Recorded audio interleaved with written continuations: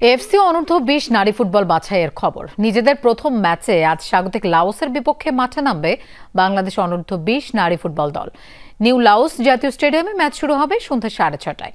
FIFA র্যাঙ্কিংয়ে বাংলাদেশের থেকে 21 ধাপ এগিয়ে লাওস, 107 নম্বরে অবস্থান তাদের। তবে র্যাঙ্কিং নিয়ে চিন্তিত নয় বাংলাদেশ। জয় দিয়ে আসর শুরুর প্রত্যয় কোচ পিটার বাটলার ও অধিনায়ক আফিদা খন্দকারের। গ্রুপের অন্য দুই প্রতিপক্ষ শক্তিশালী দক্ষিণ কোরিয়া ও তুলনামূলক দুর্বল দল পূর্ব তিমুর।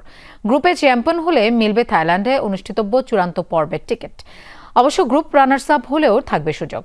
অনূর্ধ্ব-20 দলটিতে আছেন জাতীয় দলের 9 ফুটবলার। লাওসের বিপক্ষে এই প্রথম কোনো ম্যাচ খেলবে বাংলাদেশ নারী ফুটবল দল।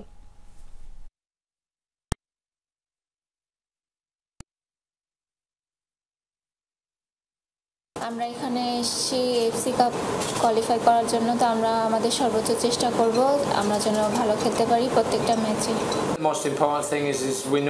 সিনিয়র দলের এশিয়ান কাপে জায়গা করে একটা লক্ষ্য পূরণ করেছি। আমাদের অনূর্ধ্ব-20 দলের উন্নতি কোথায় দাঁড়িয়ে আছে সেটা যাচাই করতে এই টুর্নামেন্ট আমাদের জন্য খুবই গুরুত্বপূর্ণ। লাওসের বিপক্ষে আমরা পূর্ণ 3 পয়েন্ট চাই।